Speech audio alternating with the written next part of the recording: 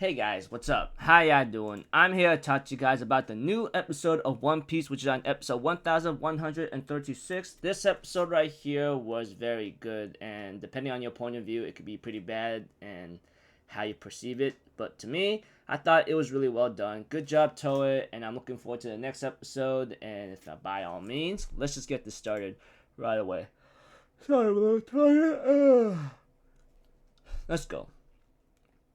We get to see Bonnie starting her adventures and causing a lot of trouble for the Marines of the world government.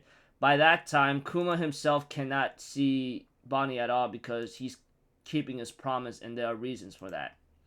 Then we get to see Kuma's life showing how he was avoiding Bonnie for good reasons, and later ends up seeing Luffy defeating Moria and was about to take his head. We don't really know if that really is the case, but when he sees Zoro willing to give up his life to protect his captain, Kuma therefore knew that the ability he has will knock out Zoro tremendously. He knows that Luffy's fatigue and injuries will just knock him out. That's all. When it comes to the other scenes, such as Kuma being called into action, of course, Kuma also sees Luffy at Shaburi Archipelago. He sees Bonnie doing okay and he's happy, but when he sees Luffy punching a celestial dragon and heard about what's up, he realizes that they're in danger and that he decides to help them and save them. By that time, the same thing that happened to Luffy is shown here the same way it happened to his Nakama or his crew, because they got separated, and I'm pretty sure that's one of the devastating moments before the post arc, because that's when the Straw Hats literally lost.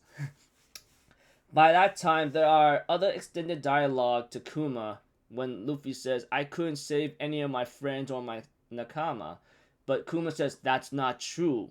This is what the new world looks like, and I'm showing it to you. You need to get stronger. Do not come to the new world yet. I'm begging you."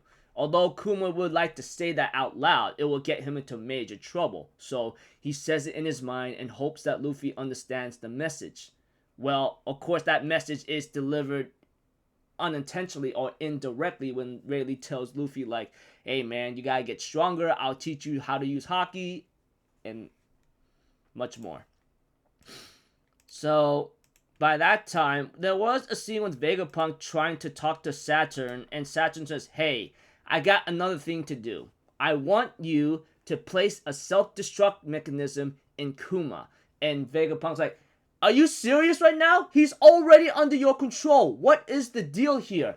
Saturn is taking precautionary evil measures, saying, "Hey, if he gets out of hand, even under our control, or if he is out of our range of control, we have to blow him up and consider the possibility." And this is why many people hate Saturn, but I love him for it, because this shows why he's a scientist and why he's taking every measure of precaution. I mean, it's like saying, like, "Hey man, if this bee is gonna multiply and be a threat, we gotta eliminate the nest right away, because who knows what will happen. There are thousands of other bees out there that could do better than this one." So Vegapunk says otherwise and tries to think of an idea, but Saturn just hangs up and says, "Forget it, dude. I'm tired of your crap," and then just hangs up. So we get to see Vegapunk says, "Well, you're gonna lose your free will, but I'm gonna say this right now. Your first mission will be fighting against Whitebeard. Will be against the Whitebeard pirates, and protect." And Kuma asks Vegapunk to install one last program in him before he loses free will, and that is protecting the Straw Hat ship, which is what he did for 2 years when the Straw Hats were training and gathering their strength to get ready for the new world. By that time, of course, as time continues on in its own way, he remembers the memories of how he was, and he's about to lose them all. Like, he will literally lose free will and his personality, that of nothing more than a robot. By that time, we get to see Vegapunk says a couple words of wisdom, or a couple positive words to Kuma, saying, after Kuma saying, "Hey man, I apologize for causing you guys so much trouble."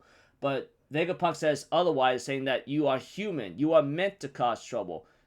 People who love and care about you for these many years, or 2 years, is gonna cry and miss you, such as me, which Vegapunk does. He cries tremendously in grief, knowing that Kuma will no longer be there, and by that time, ends up pulling down the lever and silently, in a muted way, cries in grief. As for Sentomaru, he can only bow his head in sadness, knowing that he knows what just happened, because I guess that's his ability of Haki or something like that. But either way, by that time, we go to a scene with Bonnie, who read all of Kuma's memories, cries in total grief and sadness of what she just saw, and the episode ends off there.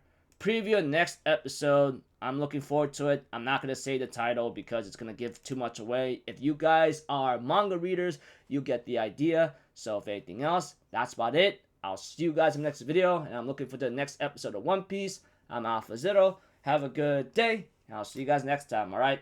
Peace out. Bye-bye. Toot-toot-toot!